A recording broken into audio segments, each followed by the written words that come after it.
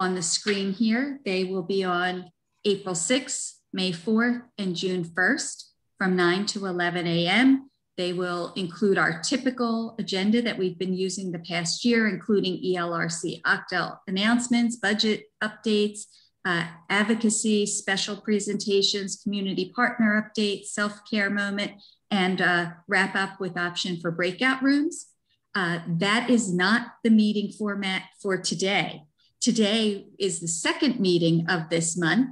And on the second meeting of each month, we're planning to devote to a specific topic, which will take the form of a roundtable discussion. Today's focus is going to be on strategies for increasing enrollment during and after COVID-19. And we will be getting started momentarily, but each of the second meetings of the month from now through June on April 20th, May 18th, and June 15th, there will be a different topic. They'll be announced at the first meeting of the month and in the SEPECC First Up newsletter, so you can find out what the topic's going to be. They'll focus only on one specific topic, no other agenda items. They'll be an hour to 2 long. And these topics were selected by the SEPECC volunteers during a retreat, which we did a priorities poll. So they will be led by providers and other invited guests that can lend some insights to these topics. So that's a little bit about the format of the meetings coming up. And I am going to turn over to Elizabeth for some general announcements. Good morning, everyone. So we don't have too many updates and announcements today, but we did want to remind everybody about April being the month of the young child, and the week of April 10th to 16th is the week of the young child. And this is a really great opportunity to highlight your work, to celebrate children, and to let everyone know a little bit more about what you do. We are especially enthusiastic about this being an opportunity to remind our state legislators about the value and the importance of early learning. Even though there is a lot of federal money, we need to make sure that our state legislators don't use the federal money instead of continuing to fund our state budget, because that will leave us in the next couple of years with a deficit that we'll have to fight for all over again. So right now, this year, everyone's had a lot of attention on childcare. People are really aware of its value. So let's just ride that wave and keep reminding everybody what you do and why they value it, so that we won't have to get ourselves into that fight all over again. The themes for the week are Music Monday, Tasty Tuesday, Work Together Wednesday, Artsy Thursday, Family Friday. And NACCE has a ton of resources that have just been shared in the chat box that can help you think through what you want to do. There's a lot of examples from previous years. And we, of course, at First Up have a lot of things brewing. And we will share a calendar of events at our first April SEPECC meeting. If there's something you're working on or something you've done in the past that you'd like to share at that meeting, please let me know. We would love to highlight everyone here who's already engaged in this great opportunity. The update we have around certifications is just a reminder that the new regulations on certification have been updated and are available on the Child Care Regulations official form. That link is in the chat box as well. And now we'll proceed with our roundtable discussion. I'll pass back to Jackie and Minette. Hey, Minette, do you want to take us from here? Is she, is Tori on yet? I haven't been able to locate her yet. We can start maybe with, I saw that Laverne is on, and I believe I saw Chanel. Yep, they're both on. Good morning, Chanel. Good morning, everyone. How are you? Laverne. Good morning. Hi, everyone. So we're going to start our roundtable discussion during the after and before COVID.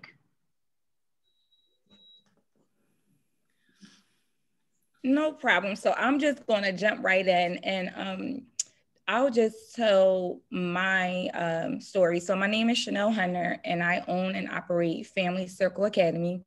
We're a high quality facility. I've been in business for 13 years, I believe. It's been so long. I started in childcare as a child. My family own and operate childcare facilities. So let's talk about COVID. So on that Friday, I think it was like March 13th, it was a Friday, my staff and I, we sat down and we had a conversation about what was going on in reference to COVID. We didn't know what COVID was at that time, but because my staff are half seniors, so staff over 50, and then the other half are staff that have young children, we had decided to take a week off. Fast forward a year later, and we did not open back up until October because of my staff configuration. We really wanted to make sure that not just in keeping our families and children safe, that we were really providing a safety net for our staff. And so when we did open back up, we basically opened back up with like 10 children.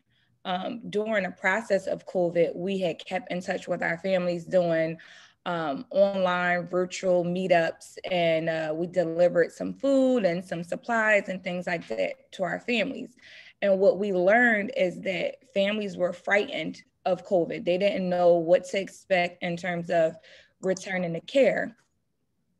And so when we opened back up in October, we only opened back up with 10 families. So we had about 15 children out of the 60 we had prior to COVID. And so during the time that we had off, I looked at my program and I said, this is going to be like starting all the way over. And so since I had that starting all the way over mindset, I just began to look at my policies and procedures, and I tried to figure out how I can update them to what the new quote unquote normal would be, and how I can improve the quality of my program so that when families came back, they came back to a new fresh environment. So we painted, we bought new furniture, we bought new carpets, we made sure that we implemented over and above what the recommendations was for COVID. Thank you, Chanel. That was fantastic. Good morning, everyone. My name is Kelly Ketchum-Humphrey. I will be moderating, and Chanel jumped right in, which was great. So we have a baseline for our discussion, which is how we can recover, our programs can recover in the wake of COVID. So welcome, everyone. We have quite a few interesting and broad presenters today, panelists today. We have, of course, Chanel Hunter, who is the owner of Family Circle Academy in the city of Philadelphia. We also have Laverne Cheeseborough, who is the owner of Heavenly Made Creations, and she is a group home, group childcare home, if I'm correct, Laverne. And hopefully very soon, Tori Wallace, owner of Woodland Academy in Delaware County, will be joining us if she hasn't already. So we have three pressing questions that a lot of the folks that have joined us today are wondering about with regard to how to have our enrollment recover in the wake of COVID now that we have a vaccine and folks are beginning to return to work and to school and whatnot. And we'll start with Laverne, and we're going to just ask her, what has enrollment been like for you during your reopening? Can you just explain, some of your challenges, as Chanel did as well? Good morning, everyone. So I closed on March the 17th due to the pandemic. I reopened July the 7th. I made a decision to reopen based around the surveys that I did with my parents and their need and our decision to just try to kind of wean ourselves back into, things with an adjustment. I started out low enrollment when I came. All my parents didn't come back, of course. So I only had 4 children enrolled at the time when we opened in July. By September, I was fully enrolled. Everyone decided to return. They felt comfortable. They were, you know, felt safe to come back. And what I did to assure their comfort, I did videos. I created a promo video first and foremost of a walkthrough to show them how we operate during COVID. Taking temperatures, washing hands. I even did things such as juicing and stuff like that to kind of add a health component, nutrition-wise, to my program. I ordered like a portable sink. Parents, they can greet us at the door, but we didn't allow them in. We took temperatures, we removed shoes. So I did a promo video for the parents to be able to see that. And then I did a virtual video for them to see how we changed things and what we were doing different around the new way of living, basically. I did not want to fully enroll also during the summer because I wanted to make sure I understood COVID. I wanted to make sure I was comfortable. I started getting tested monthly to assure my parents that even if I was out and about and around different things and exposed to different people, that we were still taking safety precautions as well.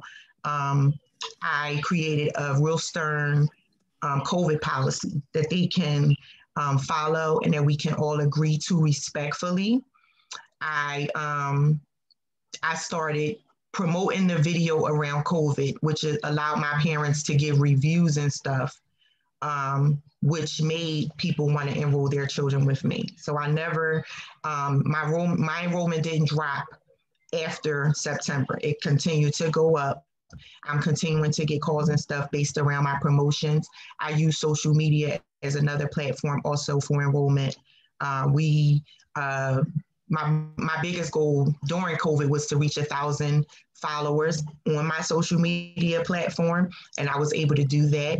I have been able to hire using my social media promotion platform as well as enroll children. Like I said, I continue to get calls and stuff for enrollment from infant to school age. So just making sure your families that you want to enroll know that you are taking care of your family safely and that you really understand how COVID works. I also have a nurse consultant that I use on my platform to promote for enrollment as well. So they know when they come in that they really, you know, don't have a lot to worry about as far as bringing their children into a small environment and a safe environment. Wow, Laverne, that is fantastic. I love the fact that you utilize social media, especially during COVID when so many folks were utilizing social media. So you took that platform and made it your own, and it sounds like you've been quite successful. So congratulations. And again, thank you for joining the panel today. We do have Tori Wallace with us, the owner of Woodland Academy in Delaware County. I have peeked through Tori's windows as I get my nails done across the street from her academy. So Tori, welcome, good morning. And could you tell us how you got families to return to Woodland Academy? Well, one component that we do is we offer transportation door to door for our families. So through the COVID period, a lot of our families were doing public transportation. So in order to cut out that component for exposure, we provided door-to-door transportation services for our families. So we did the temperature checks and the health and safety checks before the students would enter the school bus. And then once we got to the school, we did our additional checks, hand washing, taking their temperature again before they enter the school building.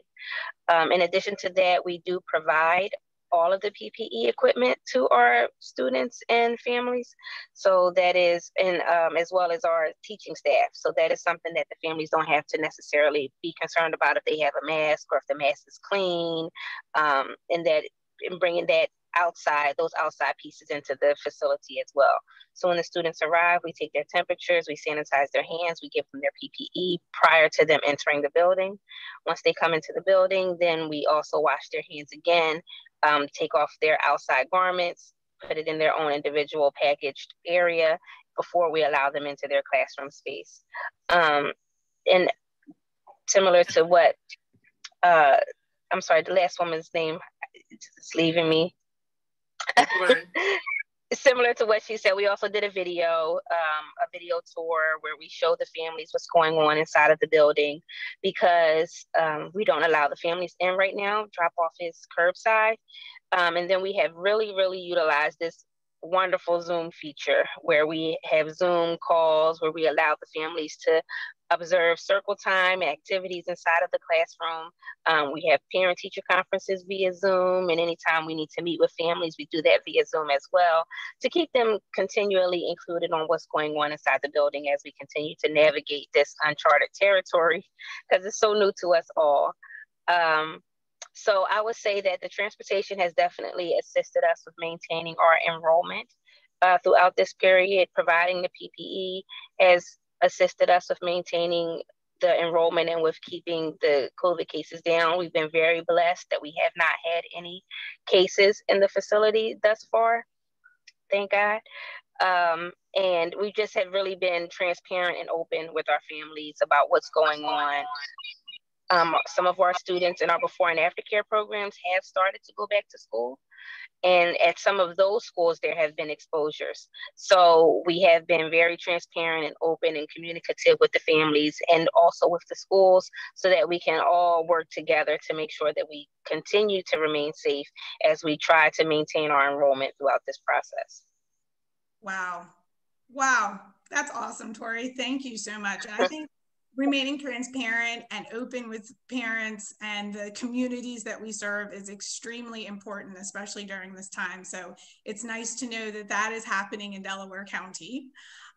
We all know that, you know, when you have a childcare facility, regardless of the type of facility, you know, it's like the chicken and the egg. If I don't have staff, I can't have kids. And if I don't have kids, I can't have staff. So Chanel, could you help us to understand how you have tackled that challenge and navigated through the staffing conundrum that we often face, especially in the wake of COVID? Sure, no problem. So like I said, half of my staff are over 50 and the other half are young parents. So my staff and I sat down and we just kind of mapped out a plan, what the process would be for coming back. And so we decided that we would have the younger staff come in first as the, you know, initial setup for providing care. And as we increase enrollment, we would have our older, more seasoned staff come in after that. And then if we got a boatload of children at one time, we had it where senior staff would be in the building doing paperwork, maintenance. And when I say maintenance, I'm talking about like light work, preparing lunch, or, you know, providing bathroom breaks or things like that, so that we can keep everybody employed. And another thing that we did is we took advantage of this downtime and made sure everybody had trainings. Some of my staff decided to go back to school, so we formed a study group with the staff that's going back to school just to support them in this process. And the other thing we decided to do was to look at the people that we had volunteering prior to COVID. And then we had discussions with those families. And basically the volunteers were family members of the children enrolled. And so those families or those particular people began to get their certifications in terms of their clearances, their physicals, and taking the trainings that need to be taken to be able to be a staff on the floor if we needed them. So that's how we kind of have like a pool of staff that we can call on as our numbers increase. Laverne, how have you tackled that challenge? Right now, it's just everything is a lot of social media stuff. Like I can't say I've had any challenges so far. I've been able to get what I need in a timely manner, I feel like. So I can't even say I had challenges in that area. And social media has absolutely been, like, I can say a blessing, I think, right now. And it wasn't like that before. I used to have challenges with social media. Well, Laverne, it sounds like you're going to end up being our next ECE child care provider TikTok star. So, you know, good for you. We're proud of you. Yeah. Tori, what have you done? You are rocking and rolling over there at Woodland Academy. So what things did you do to entice staff to come back? Well, for starters, we offered, we partner with urgent care in the area, and we had them come on site to offer testing on site. So we've done that several times throughout the pandemic. And then if there was any cost provided with that, if their insurance didn't cover it, we did pick up the cost for that testing for the staff. So that provided some comfort to the staff and to the families as well, to know that we have on-site testing. The testing was open to our staff, to our families, as well as the community. So it was kind of a safe place that the families could come, the community members could come to get tested and receive the results within a 15 minutes, 30-minute time frame was a turnaround for the rapid results. In addition to that, we really have a strong foundational team with our staff. So we didn't really have many staff members who did not return. Once we reopened, all of our staff were able to come back, and we're really confident in the safety procedures that we put in place to make sure that we kept everybody safe throughout this process as well.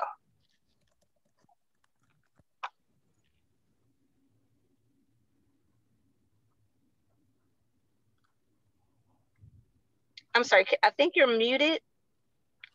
I am.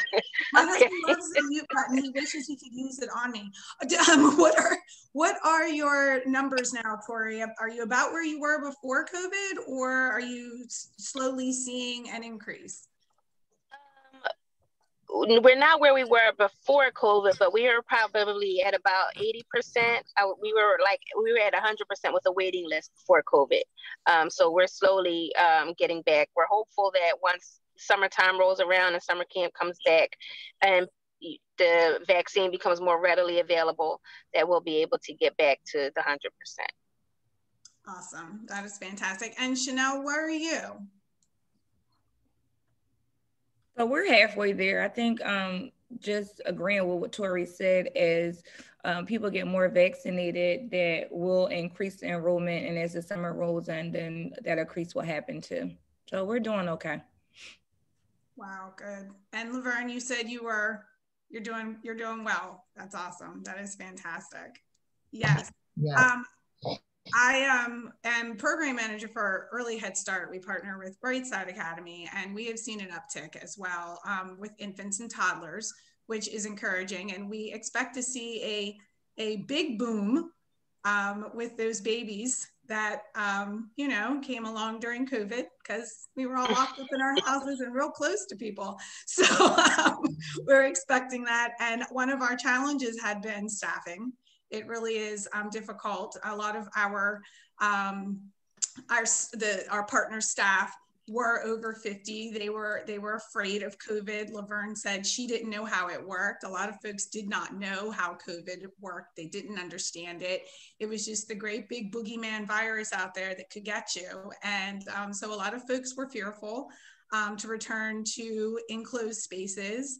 And we did what we could to keep sustainable groups, encourage sustainable groups, and encourage, the mask wearing, proper mask wearing and whatnot. And, just evoking the CDC guidelines for safe return. So it sounds as though our three panelists have done the same and have been quite successful in their endeavors. So, thank you all for coming on to the Zoom meeting today and offering your expertise.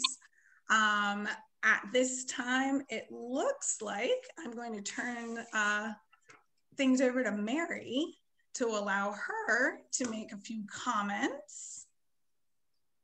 I know they were trying to, the committee was trying to get someone from our center to talk, one of our family services staff, but she's doing home visits. And I think that's part of reopening.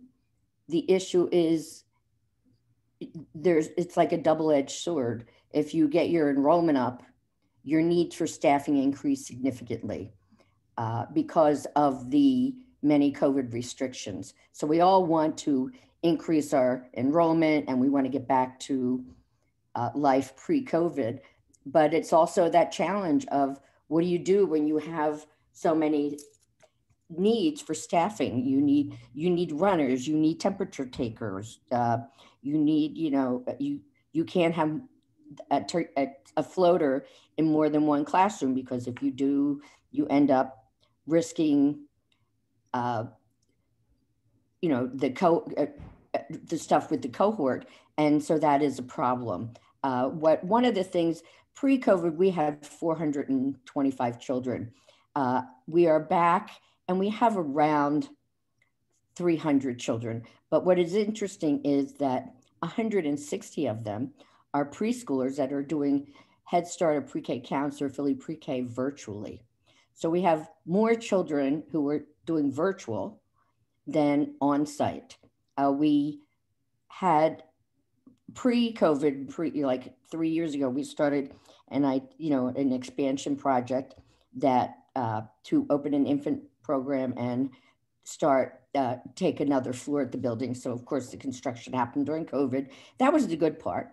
It could happen and we didn't need to shut down and, give up any of our current space to, which is always a problem when you're expanding if you can't do the renovations during the day, which if it's at the same site, you can. But that was fortunate for us. But when we reopened, we saw, just like everybody else, that there was lots of fear. I also have the added challenge, as many providers on this call having a very diverse community, but mostly Asian families. And even before centers and facilities or shops, anything was shut down a year ago, there was already a backlash from the community about this is a virus that came from China. And we had families who were very fearful, and many of them are small business owners, and they were getting harassed then.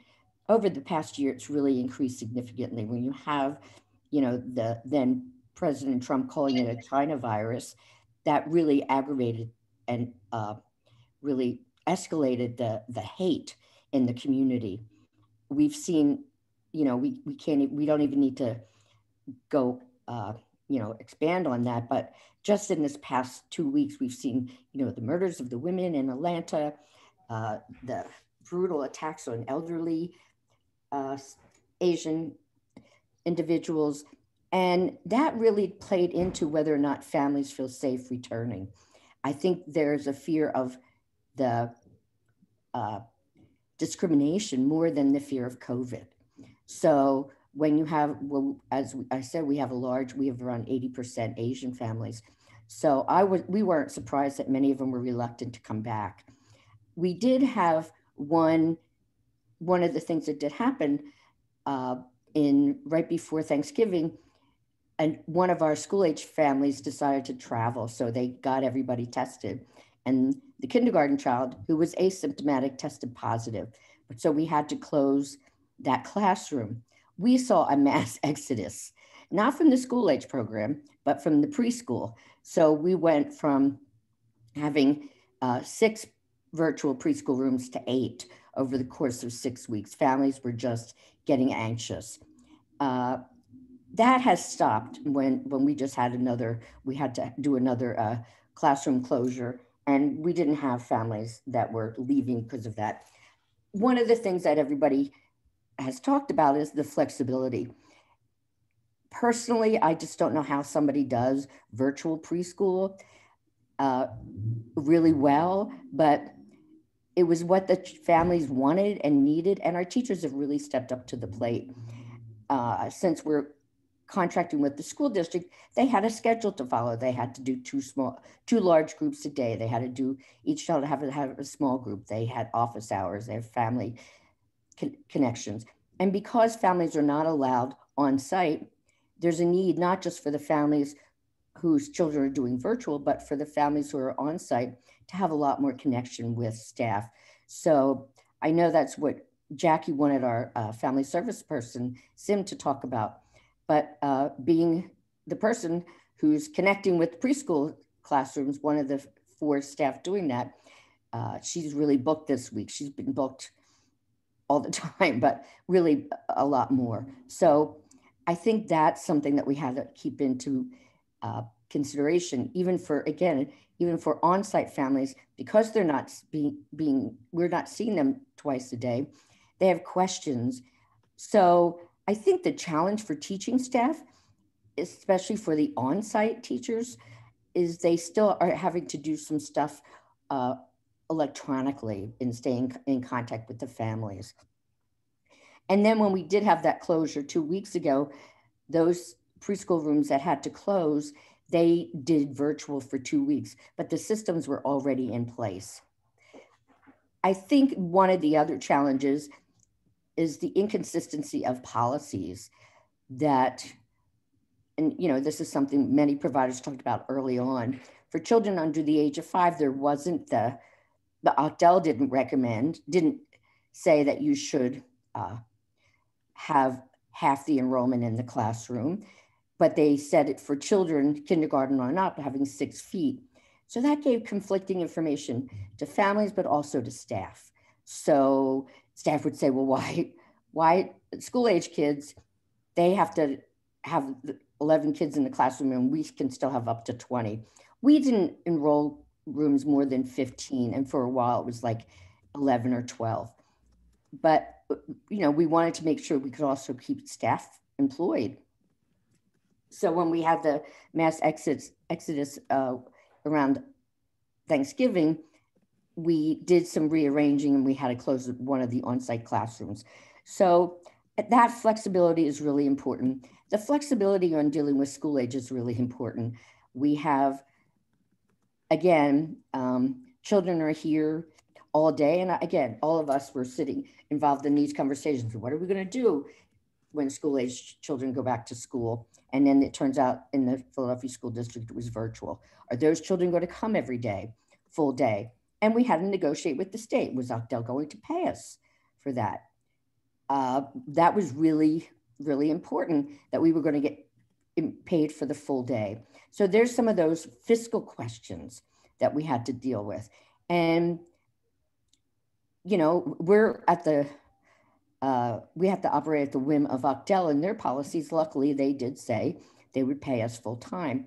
But because of the social distancing, instead of having 150 school age children, we could only accommodate 60 because of you just needed to spread out so much. You could only have 11 children per room unless you had a gymnasium. And then developmentally, especially for kindergarten children that we've worked, the children who were kindergarten this year, we've worked so hard with them as toddlers and preschoolers to get them ready for school, for kindergarten, and have it appropriate, developmentally appropriate, and then they're sitting in front of a screen. And that just killed us that they had to do that. Even now, if you ask some of the kindergarten children, what school do they go to? I had one child, he keeps pointing into the screen saying, oh, I go here. I don't think he knows the name of his elementary school because he hasn't seen it. And for children to sit on line that long of time, it's just problematic. So we've had to have teachers just, again, be more creative.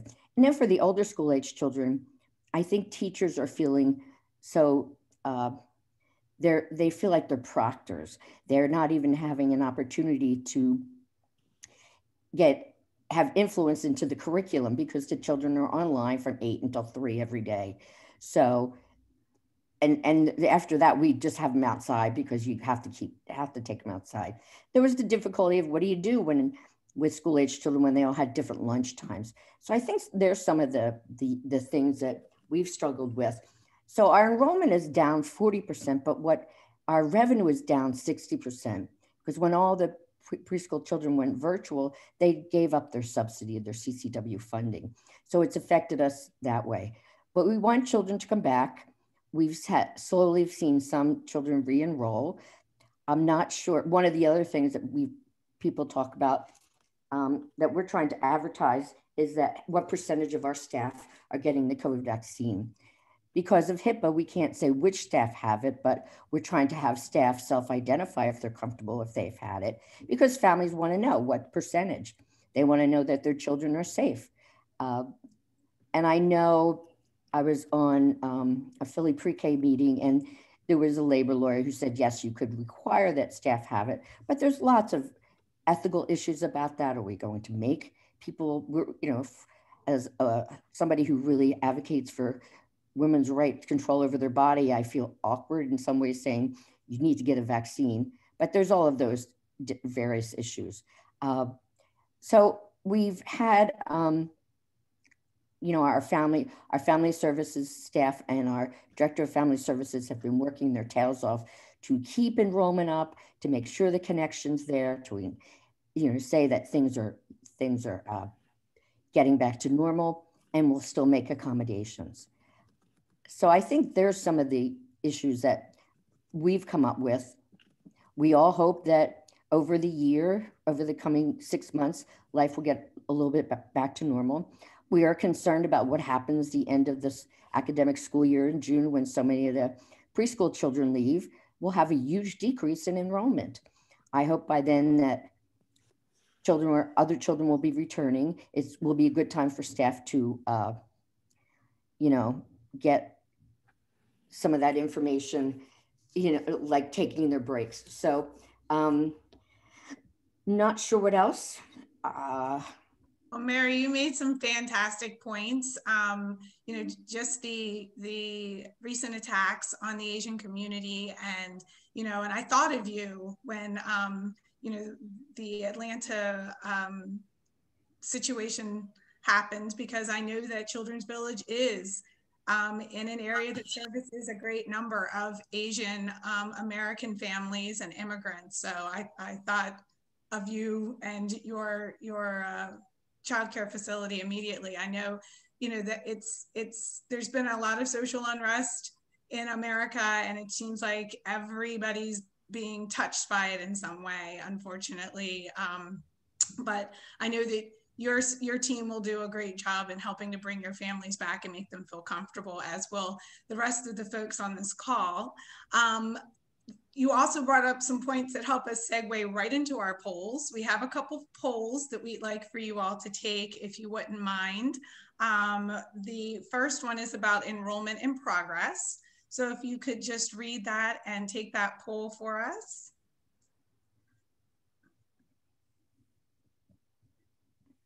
So Kelly, just adding, the first question is from January 2021 to present, how has your program had any increase with in-person enrollment? Yes or no, or I don't know.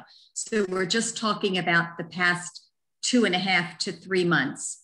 Have you seen an uptake in enrollment since the start of the new year or not? That's the first question. And I'm going to read the second one out for folks that might just be on the phone. Question 2 is, what is your program's current level of in-person enrollment compared to pre-pandemic enrollment number last March? And then we have buckets here. 100%, you're at the same enrollment that you were at pre-pandemic. 80 to 99% compared to pre-pandemic enrollment number. The other buckets are 51 to 79%, 50% or less, or I don't know, current or pre-pandemic enrollment numbers. So we ask folks to weigh in. We're about halfway. Half of the people have completed the poll so far. We'll give a few more seconds here. Folks were interested in knowing about enrollment in other programs, so we invite you to share that out.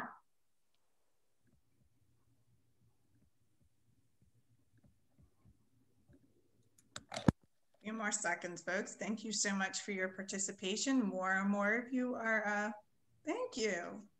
That ticker is going up and up.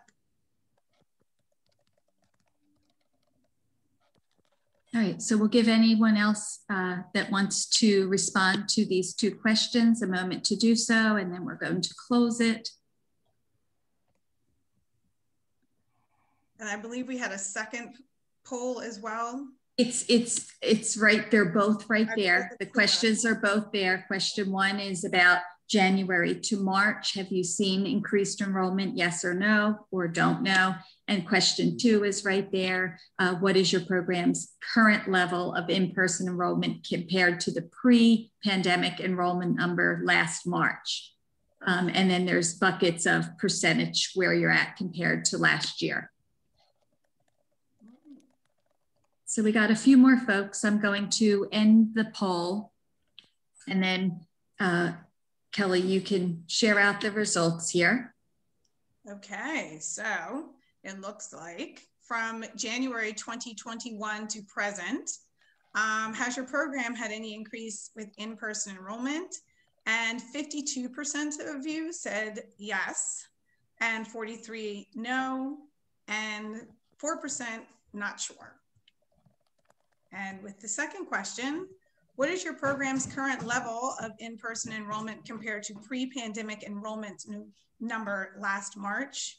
6% said 100% at same level of enrollment as pre-pandemic, and 29%, 80 to 99% compared to pre-pandemic enrollment number.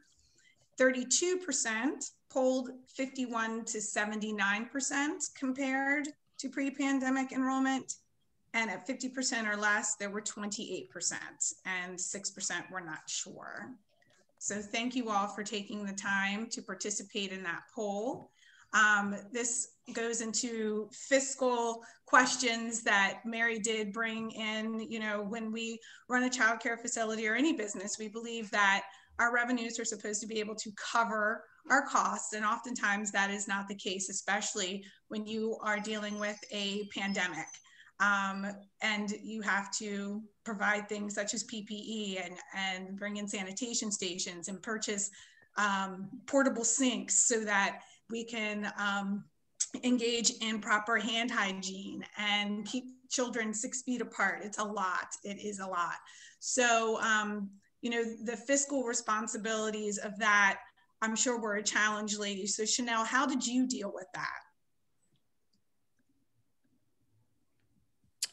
So basically, we just, I mean, the thing I've learned is that with COVID and all this happening, you kind of have to be flexible, like Mary said, and you have to kind of roll with the punches of what's going on. And that's kind of what we've been doing, rolling with the punches as things kind of roll out.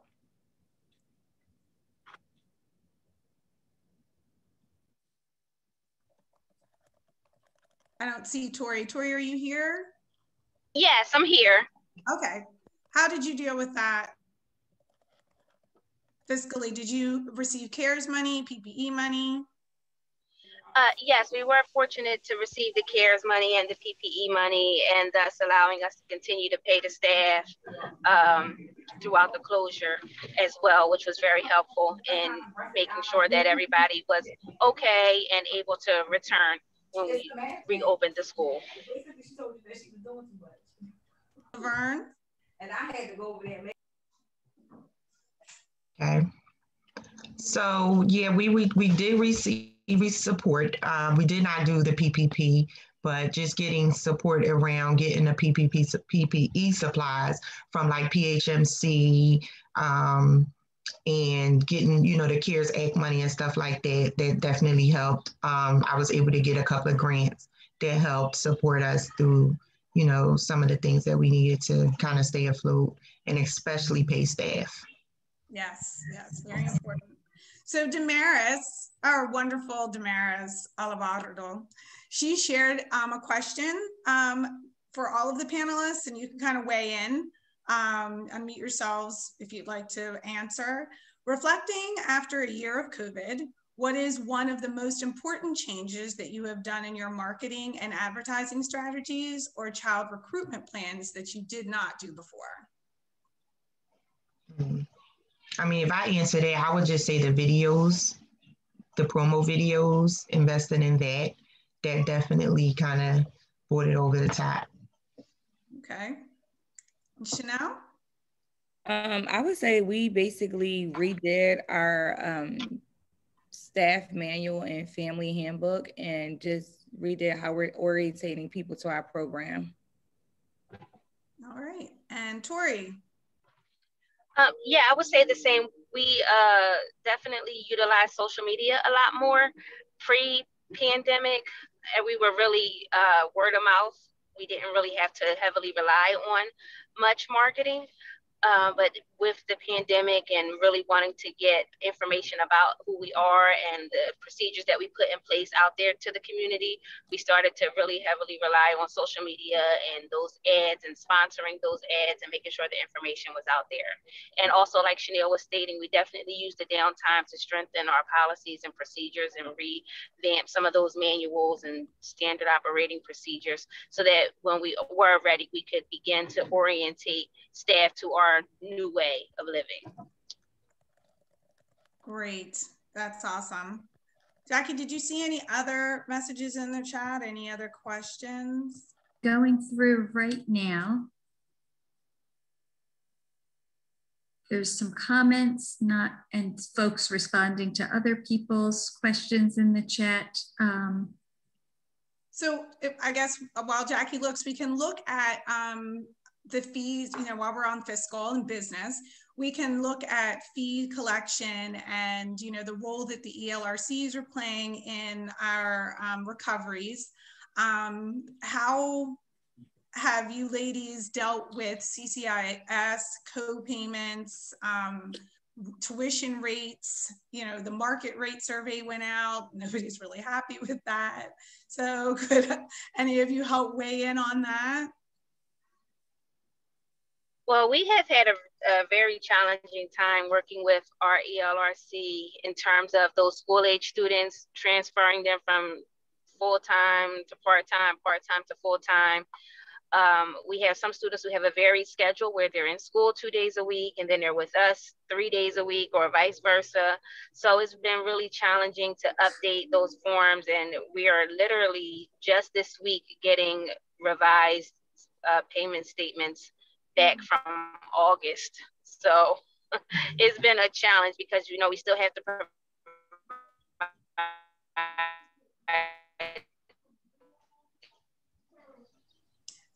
We're losing Tori technology. But we haven't been able to be compensated for thus far. So those grants that acting the different grants that we were able to get were definitely able to help us to stay afloat in those areas, because again, we aren't able to recover the full tuition cost because of these glitches in the system. Is anyone else experiencing those same issues, problems, situations? No, I see Laverne shaking her head. No, Laverne is just blessed through this process. Go ahead. I would say that I haven't had significant problems or issues with collecting payments from families. And I think that goes back to reevaluating what policies we had pre-COVID and now updating our family handbook and our orientation process for staff and families. And it just sets the tone for being professional, helping families understand we're a school and we're not just babysitting has significantly increased us with getting our collections of our fees that we need to get. So we've been doing okay. That's wonderful. And that is it's a very pragmatic and important point that we are early childhood professionals. We are not babysitters. And, that air of professionalism and remaining professional, being proactive, which I see, the panel has done in order to stay afloat during this very trying time. The pandemic has really, really stressed us all and pulled us all in different directions, and made us really look at our programs and look at ourselves to find the strength to be able to stay afloat. So everyone on this call should be applauded for taking the time to seek other strategies and find out what other folks are doing. And the panelists are applauded for, being willing to share. A lot of times folks don't want to share what they're doing because, of the competition, and I don't want them to do what I'm doing because then they'll steal my kids. But hey, we're in Philadelphia, Montgomery, Delaware counties. There are enough children for everybody. So there's no reason to feel that way. But thank you all. Let's see. We've talked about collecting fees and maximizing our enrollment, and let's talk about the full cost of care. I know Mary holds these lovely trainings on full cost of care and folks understanding what that actually is. We say, oh, I'm going to open a daycare center, but we don't really understand that there's food and and staffing and electricity. So have you ladies been able to reevaluate what your full cost of care is based on, what different factors you had to place and expenses with the COVID pandemic? I'll jump in, Kelly. And one of the things that I actually like is taking Mary's class. I've taken it a number of times, and I think now she has it going on a couple of times. Mary, you can speak to that right now, but it has helped me look at my numbers pre-COVID, and it has helped me forecast my numbers after COVID. And it's just really clarified my picture for myself, where my revenue, where I was not recouping some revenue. So I think that is a great idea to really be clear on what your cost of care is and making sure that you're recouping all of the funds that are due to you. And then Kelly, before you move forward, there's a question in the chat. Tamara asks, why weren't people happy with the market rate survey and people increasing rates? Go ahead, Mary. I'm gonna let Mary is the expert, and she's much more eloquent. Go ahead. Well, I'll talk about it after our breakout sessions a little bit more in detail, but part of the problem is people are saying, like when this whole voucher system came into play, when contracts did away, the federal government said, oh, this is a free market enterprise. But we really don't operate as a free market enterprise, because what we are reimbursed is based on what we charge our non-subsidized families. The majority of the providers that I work with will say my private fees are what I get from Octel. Octel does a market rate survey, and in areas such as Philadelphia, where there's such a large number of low-income families, I mean, it's the largest city in the country with the most significant number of families in poverty.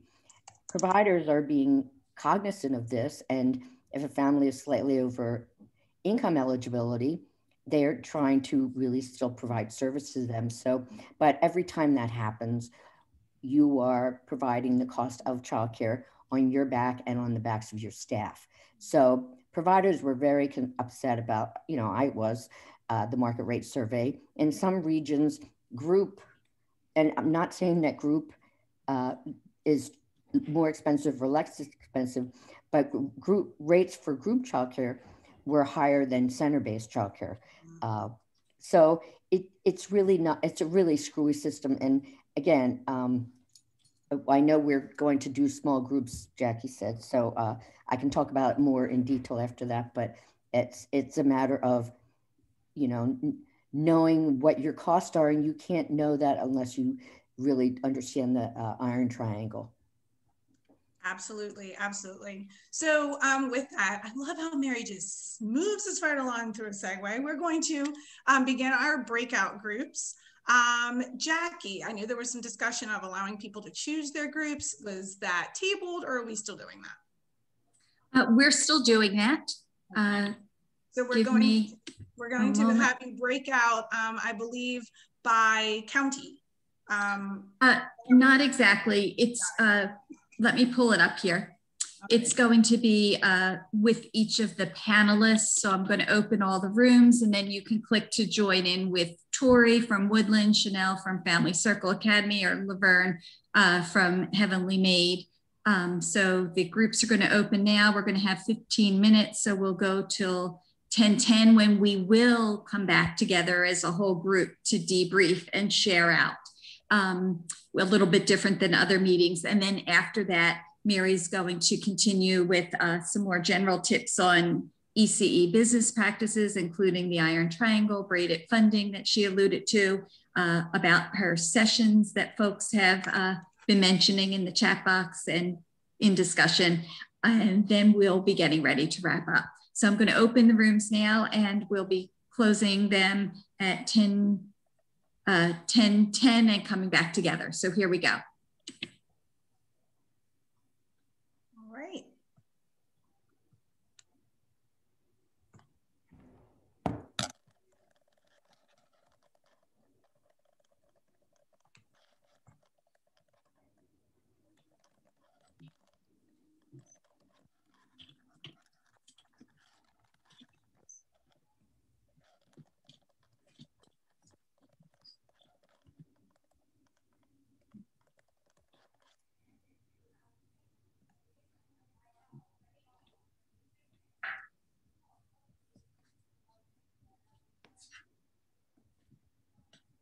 So we invite folks Janet's to saying she doesn't select a, you don't see rooms. No, I don't think any of us see rooms. Huh.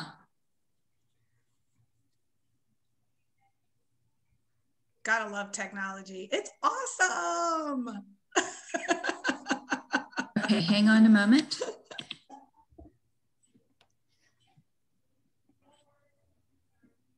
Jackie, if you want, while you're trying to figure that out, I can talk about, you know, just the little thing, you know, what I was going to say about the,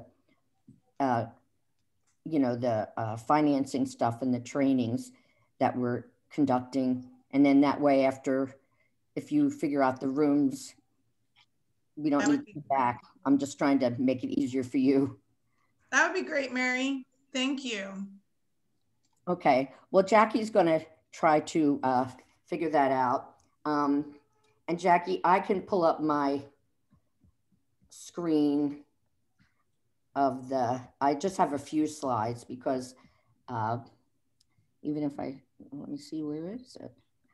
Iron triangle. I think I'm getting it. No, there, let's see.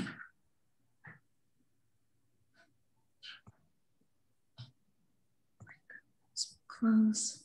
All right, I think I have to click on options first and allow and check off the box that allows participants to choose a room. It's the first time we're doing it that way. So I'm closing what was, and then I'm going to restart. Thank you for your patience, everybody. I apologize for that. This will be a little different, that will allow participants to choose. Practice last night, but over the course of that 12 hours, I missed that step. I apologize, and we're going to get there in just a few seconds. Jackie, can you put up the slides that I sent to you? Or do you? I'm going to do the breakout groups right now, Mary. Allow participants to choose options. So here we go. All right. And then we'll get to that afterwards. Thank you. All right. How about now? No. Still no rooms. It's asking you to join. Yes. But you don't see the choices? No. Okay. Once you hit join, then the choices pop up. Once you click join. Then the choices pop up. Okay. Yeah. So it looks like some folks are yeah, you under the section that says more, the 3 dots, click that, and then you come to the breakout rooms. Thank you, Mary. Thank you. All right, so I can't go in one. Who is that? Is that Laverne? Yeah, Laverne, this is Tori. I can't get into one either. But I can't get in. All right, I'll move you there because you're assigned to a group. So I'm going to just click you to assign you is what I'm going to try to do. Okay.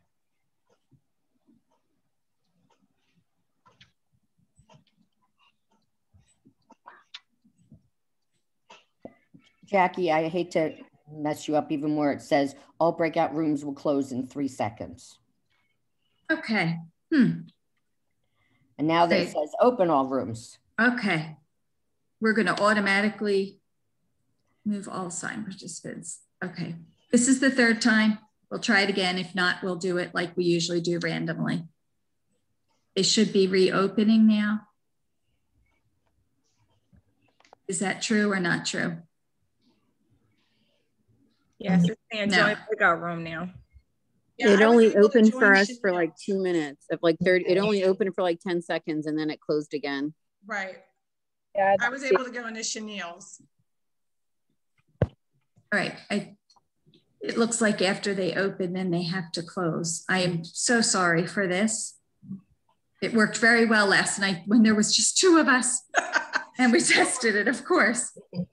I can't even create breakout rooms for my meetings. So the fact that you even have a clue. We felt that it was very important during the roundtable discussions that folks have the opportunity to come together for discussion in small group and process through what they're hearing, what they're doing, and see if there's something that they heard that they could try out in their own program. So I'm going to undo this. Take your time. Jackie, I was in Tori's room, but no Tori. Okay. Okay.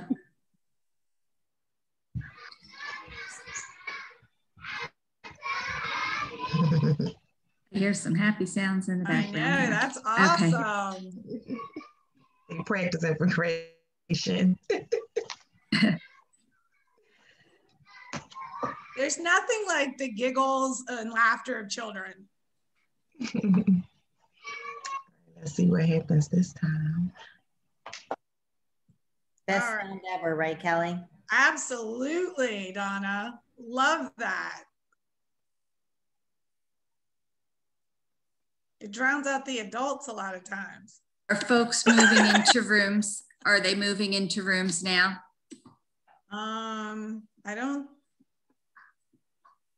I see where people are assigned. I'm gonna click join and see what happens. Great.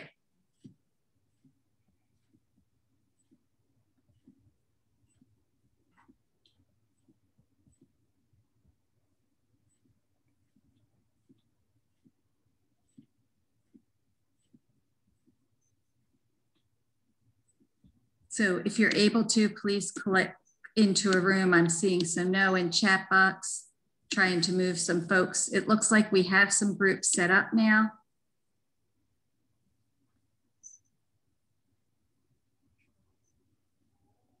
We just closed and came back to the main session. We went into the abyss and then it sent us back. It was working. It was. I don't know. They want to close as quickly as they open. They're closing in like 10 seconds, but we did get additional people in the rooms that time, Jackie. Yes. All right. I am going to have to rework this feature if it's not working. Perhaps we should move forward and have jumped to Mary of the ECE business tips, and I'll see if I can figure this out.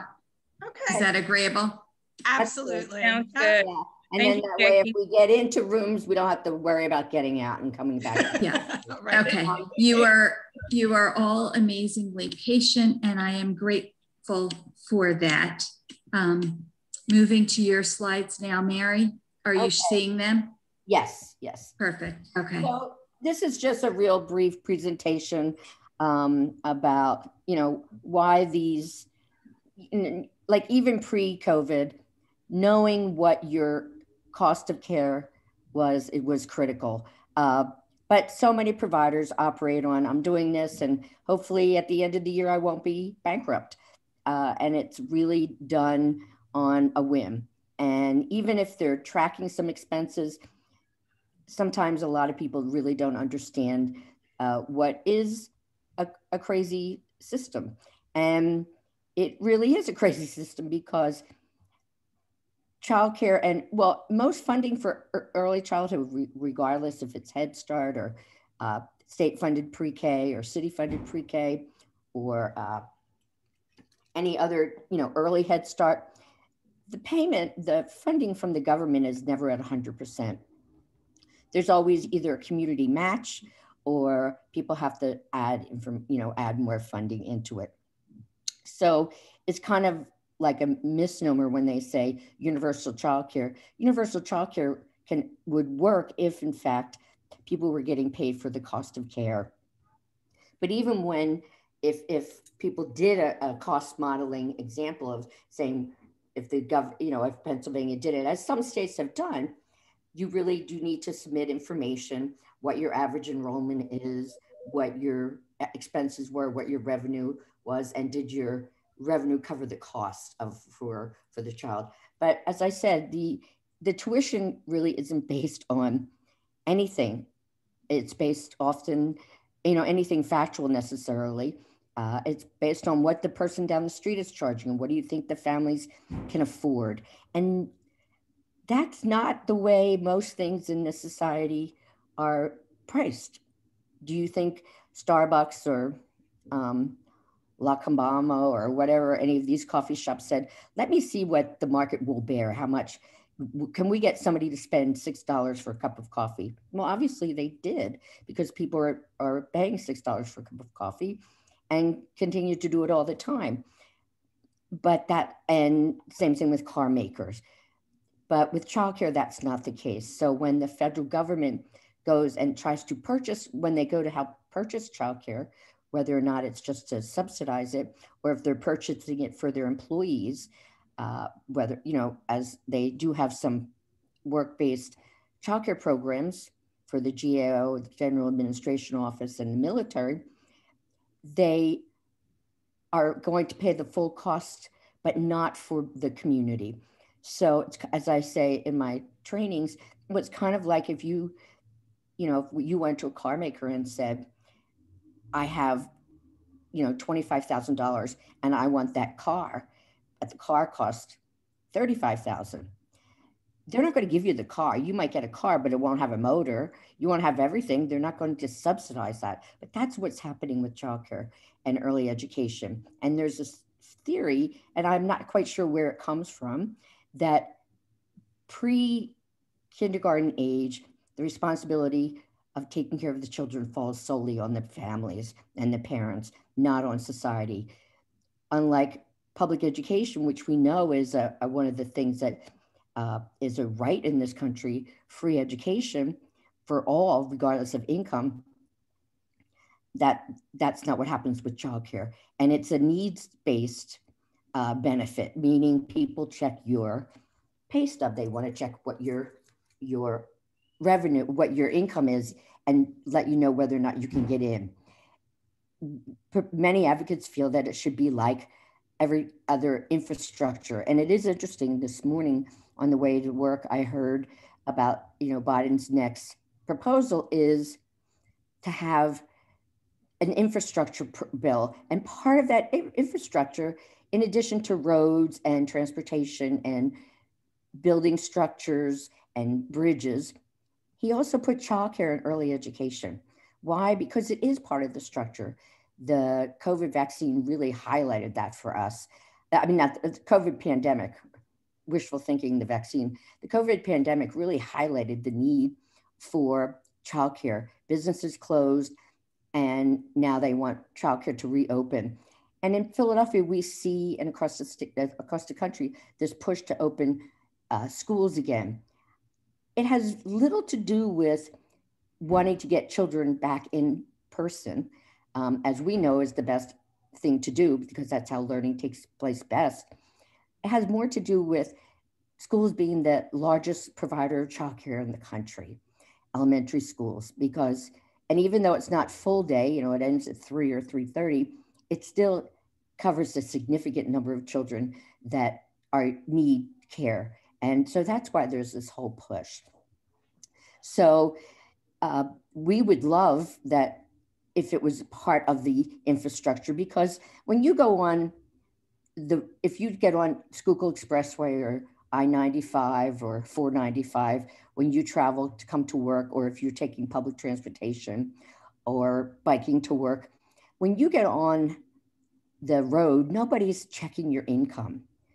They're not saying, oh, you don't qualify to get on this road. You could be a billionaire and drive a car on I-95, or somebody could drive it for you. Or you could be poor as anything. And if you have a car, you can get on I-95. That's what a basic infrastructure service is. And we believe that early education should be like that. So it's not, we're not operating on the market rate, on the actual information. Next slide, Jackie. So there's ways to address this challenge. People talk about it all the time, and it's called the iron triangle. And it's not very complicated. These are steps that you can take. But if you're not thinking that way, that's where it becomes complicated. You just have to think in the way of making sure that your revenue covers your cost. So one of the ways to address this challenge is the iron triangle. The other way is to do blending or braided funding, where you get more than one income type of funding for a child. So we're able to do that with Head Start and CCW funding. You're able to do that with Philly Pre-K and CCW funding. You're able to do it with Pre-K Counts and CCW funding. If you have Early Head Start, you can do it with CCW and Early Head Start. So you're getting more than one type of funding. It's not double dipping because none of them cover the full cost. And they all have different guidelines. For instance, Head Start, you have to have a large family services component of your program. CCW doesn't, they just give you the money and say, do with it whatever you want. But Pre-K Counts and Head Start and Philly Pre-K, you have a specific budget. So braided funding is a way to do it. And then many of you might have heard about the Fiscal Hub. It's a project run by PHMC, funded by William Penn Foundation and Vanguard Foundation, to help us come up with some industry standards. I don't know how often people will say to their colleagues in this field, how much are you paying a lead teacher? Or how much are you spending on equipment? Or what do you think we should charge parents for this? That's something called industry standards. I was interested, I usually use the example of Starbucks, opening up Starbucks, but since Krispy Kreme is giving out free donuts if you have a COVID vaccine, you can get one every day for, I think, the next couple months. You can go into a diabetic coma at that point. But they have industry standards. So if you were to open a Krispy Kreme, you would do a survey. You would do a needs assessment. Can that community handle a Krispy Kreme, or is there another donut shop across the street? And in my neighborhood, there is a great donut shop across the street, but it's an old-fashioned bakery. And Krispy Kreme came in, two different audiences. But if it was Dunkin' Donuts and Krispy Kreme, that probably wouldn't work. So, but in childcare, people aren't necessarily doing a needs assessment. They say, oh, here, this building's for rent. Let me take that. Or I'm going to do it in my home. The fact that there's 4 other childcare programs in the community doesn't necessarily matter a lot of times. So that's part of being the industry standard. So the Fiscal Hub is trying to do a lot of surveys to say how much you should be spending on rent and, rent cost or repairs. One of the things that we've learned through research is that high quality programs tend to spend a much larger percentage on staffing costs, not just staffing, but paying staff higher wages, providing benefits, providing professional development. Again, these are industry standards. And then it also is talking about automation. You don't have to be super automated, but there are easier ways to check children in, especially during COVID. People are using automation to collect fees, to bill families, to do, with payroll. So they're the different tools that we talk about. Next slide. So that's the iron triangle, full enrollment. And I will say, how many people are fully enrolled? And I have a bunch of people raise their hand. And I say, are you always fully enrolled? Oh yes, I never have an opening. Okay, so you have a child that was supposed to start March 22nd, which was yesterday. And that child didn't show up because the parent changed their mind and didn't tell you. And you find that out on Tuesday. There goes your full enrollment for the year. No one, unless they're truly unique in this industry, is fully enrolled for the whole year. What the goal for you to do is to track what it is. To know that you have a vacancy rate of 15% is important, because that means you're going to have 15% less revenue. So you have to track your enrollment, and there's different easy tools to do that.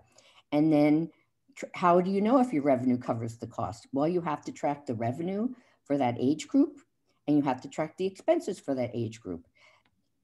The good thing is childcare, the largest percentage of your expenses are personnel costs.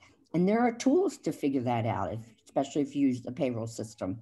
Making sure that all your infant staff are in one category or department if you use ADP or Paychecks or something like that, and putting preschool staff in another, and putting fiscal staff in another. So but you have to be able to track the revenue. And when you get payments from the CCW, they help you. When you get your payment, it says what they're paying you for that young toddler minus the parent copay. We talk about the importance of collecting copays, and you know, and I know, again, people talk about benefits for their staff. What benefits can you afford? What are some of the benefits that you might be able to afford? How do you set your how do you set your policies about copays?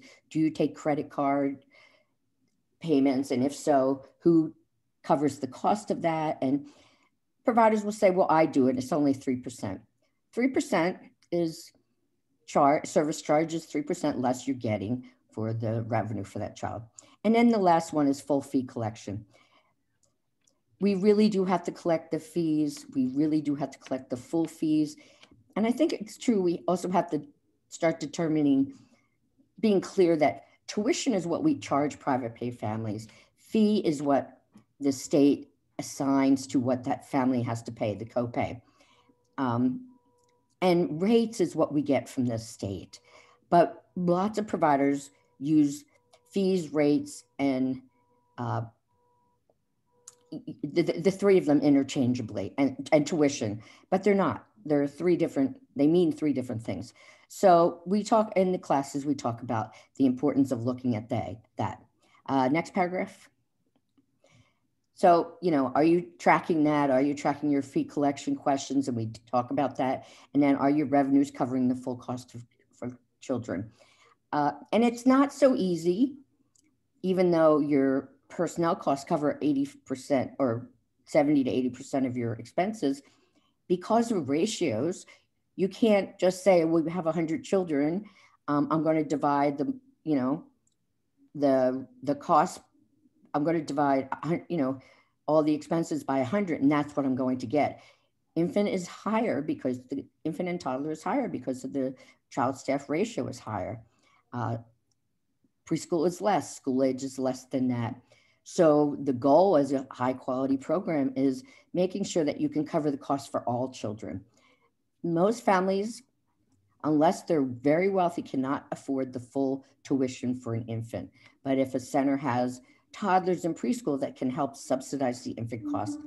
One of the things that this has been helpful is, especially during this time of COVID, when families were saying, there's a misnomer, often private pay families will say, well, I'm helping subsidize the subsidized families. And I point out, no, in fact, a child who gets a full Head Start reimbursement and CCW reimbursement, we get more from them than we do from you when you're a private pay family. So the reality is everybody's subsidizing one another. And next slide. And what practices will you change? What do you want? Is your goal to just survive the year? The other thing about figuring out your cost of care is figuring out your budget for the following year in advance, knowing that if you have a enrollment rate of 92% for your infant program, that means you're only going to get 92% of the revenue. So when you're coming up with your budget in advance, you have to make sure that you are only going to spend 92% of what you thought you would be getting. So it's a way to have it be predictable. Nobody should lose sleep about saying, am I going to make payroll at the end of this, in a week? We all have to figure that out too. It also helps with public policy. And then the challenges, what are the challenges that are stopping you? I know earlier when people were talking about enrollment and staying open during COVID, people did talk about the child care, the CARES money. And there is this perception among the public, even among our families, who say, wow, you got all this CARES money. I'm glad that helped you stay open. No, that's not why we're open. That's not why Children's Village is open. We got around $125,000 during the first round of CARES money. That's less than what we collect a month from our copays from subsidized families. That's not why we're open. We're open because we could access the payroll protection plan loans. In order to access them, you needed to know your cost of care. You needed to know your expenses. You needed to have expense reports. So it helps with public policy. I know we all celebrated a couple of weeks ago when the America Rescue Plan was passed and $39 billion was funded for childcare. That was something that advocates talked about a year ago and people laughed. Well, thanks to the efforts of many people in this call and your families and your boards of directors and your own individual families who were tired of you saying, I'm not going to be reopened, that this was passed. And so I say to people and our families, we're not open because of the CARES money. It helped. It helps to get masks, it helps to get gloves, but I can't pay staff in masks and gloves. And I needed more than $125,000 for 9 months of lost revenue to pay my staff. It was the PPP loans. So that was helping. So that's part of the public policy. Next paragraph. Everybody, we know the rates went up March 1st. I know Diane Getzinger is probably on this call and we all have to fill out our rate information and put it in. I just got my letter from ELRC 18 and we have to put this information in. And because rates, reimbursement rates went up very little. And I think it's important for people to know that. Sorry about using acronyms. I just realized I used CCW, that's Child Care Works. So the state set new rates. One of the things that they did is that rates went from being done by the 64 counties in Pennsylvania to the 18 ELRC regions. So I think that's one of the other things that people didn't realize. One of the things that I find very helpful, especially when I'm talking about tuition and rates, when a politician or somebody will say to me, wow, childcare, you charge $350 a week for preschool children? I'm like, yes. Well, that's a lot of money. I said, well, let's break that down. Children are in care approximately 10 hours a day. That's 50 hours a week for $350. 50 divided into that. Well, how much money does that come out per hour? And, it's not a lot of money if you divide that. It's $7 an hour. You can't get a babysitter for $7 an hour. If you look at the reimbursement rates, and I knew them in my head before the rate went up, rate increase went in March 1st, but I think it was $42.70 a day for preschoolers. For 10 hours a day, that's $4.27. You can't park a car in Philadelphia for $4.27. That's how we have to break it down. That's how we have to be able to explain this. I can talk about this a lot because I love talking about these numbers. I see it as part of public policy and advocacy. Thanks to the ELRC, we have the opportunity to present 5 training sessions, 3 preliminary sessions, no, not 5, I think it's 7, I'm sorry. So 3 for center providers, for directors or owners, or, I even have some of our teaching staff do this because high quality providers make decisions based on many things, including revenue and expenses. And I think it's important for providers, and I think it's important for employees to understand the cost of care. So we're having 3 training sessions. Each series has 4 meetings. So 3 series for center directors and then 1 series for home providers. These are beginning, meaning that, we're going to talk about this. It's a lot of information to cover in 4 sessions. As Chanel said, she's taken it a number of times. It's taken us 45 years at Children's Village to develop this stuff. So to change your practices in 4 weeks is not really necessarily doable. So a lot of people have taken the beginning business ones, more than once. For those of you who have taken the beginning business ones, we also have an intermediate business series. And we're going to talk about really specific things like what does the what did we talk about the beginning series? What is what does it mean to track your enrollment? And actually doing the enrollment tracking, actually doing the, expense and revenue tracking, figuring this out, getting a chart of accounts. So there's going to be 2 intermediate series for center directors, and then 1 intermediate series for childcare for family providers. So Diane Getzinger has put all the information in there. There are other courses that Child Space is doing about, calculating the cost of care. That's talking about the philosophy. You can't figure, these are short-term professional developments, just like you're not going to change your practices of working with difficult children in, attending a 2-hour or 3-hour training session. These are professional development, but then you have to practice it. I've taken up a lot of your time. Hopefully Jackie has figured out this break room thing. So Mary, it's never a problem listening to you. You are a wealth of information, and we enjoy it. So thank you so much. It's always a pleasure listening to what you have to contribute. We do have a little bit of time, and we'll be breaking out into 3 small groups for discussion.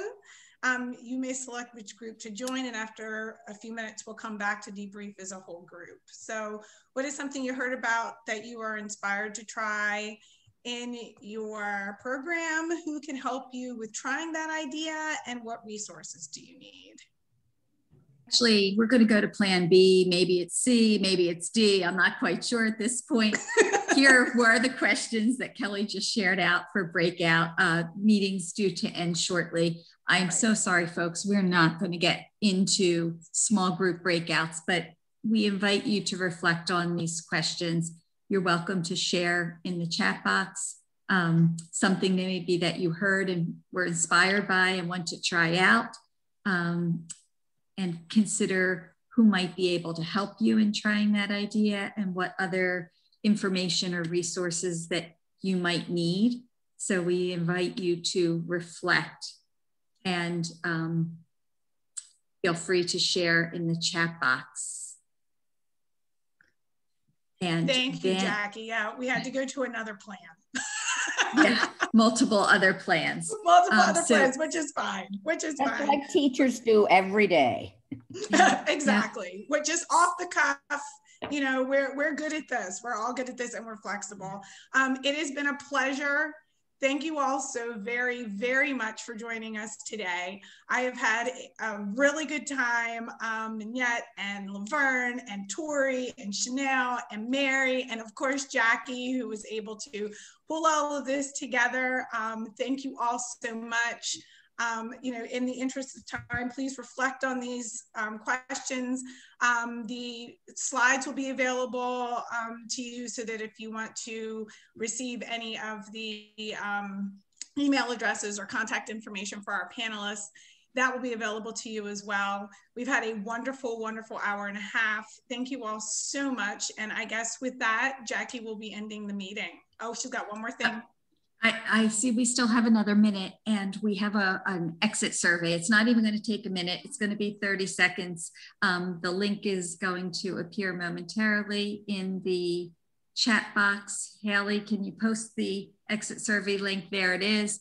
Folks, if you would just take a moment to just give us some feedback about this meeting. We obviously realized the breakout rooms didn't work, but really focus in on what you heard from our panelists, from Tori, from Chanel, from Laverne, from Mary, about what they have been doing in their programs to increase enrollment, those tips, reflecting upon what you heard from Mary Graham about the ECE business practices tips and upcoming sessions. That's what we invite you to reflect on in your survey, what else you're looking and need. And with that, our next meeting is going to be on April 6th. That is going to be a full general meeting with the full format that you have known and come to love, hopefully, over the past year. And then April 20th, The second meeting of the month will be another specific topic for us to focus on during the roundtable discussion with breakouts that will work. We will check that out further. So again, thank you, Kelly. Thank you, Tori and Laverne and Chanel and Mary, for everybody who has shared today at this meeting, for folks for participating in the chat box. We hope that this has helped you to consider ways in which you can help focus on boosting enrollment in your program, got some new ideas, and we can reconnect on April 6th. If in the meantime you need anything, please feel free to reach out. But wishing you a good couple weeks, and we'll reconvene on April 6th. And with that, we are at 10:30 and we will conclude our meeting. So thank you all. Bye, everyone. I just want to bye-bye things. Go ahead. PACA is doing the anti-discrimination professional development. Ruby Martin is the presenter. She's trained to do Race Matters professional development. It is an excellent series. We had it with our staff. And Laverne always posts great things on the on the family and group Facebook page. I'm part of that cultural responsiveness cohort that's going to be trainers. So, and it is, Ruby Martin is fantastic. So if you have an opportunity to partake in any of the trainings that she does, please, take advantage of that opportunity. Oh, we need 10 more people to sign up so that we can hold the series. So we encourage all of you, any of you, at least 10 of you, to sign up for that. Sean, could you put the link, I know you did earlier, back in the chat box for folks to see? Yeah. And I know we had it in First Up's newsletter on Friday. Okay. And Diane Getzinger put it in the ELRC also. Sorry, I closed that. So hopefully you'll get those 10 more people. Let me try to find it. I will put it in. Alternatively, if you want to put your email in the chat box. I actually did that. Okay, here it goes. Folks are interested. Anti-racism workshops. Oh, I found it here, Sean. You want me to get it for you? I just put it in. Oh, perfect. I see it. Thank you. Right. And also my other reminder was 1 to 2 p.m. today on Zoom is the third of the 3 conversations for family and group home-based childcare. And that is like between us and you guys, and we're trying to develop sort of an agenda for what PACA can help you with during the year. Do you want a all-day conference? Do you want a series on X, Y, or Z? Let us know kind of how we can help. So today is the third one. It'll build off the last 2 meetings. We made some really great progress. And a good dozen people have been participating in that, but we could definitely use more. The nice thing is it's folks from around the state, and you'll find that people do have slightly different needs, maybe in rural areas, and we want to address everybody's needs. Terrific. Well, thanks all, and special thanks to Vignette, who really helped to connect these panelists together today for this conversation. We really do appreciate you and everybody. So thanks all. Stay safe, be well. And we will see you in 2 weeks on April 6th. Thank you.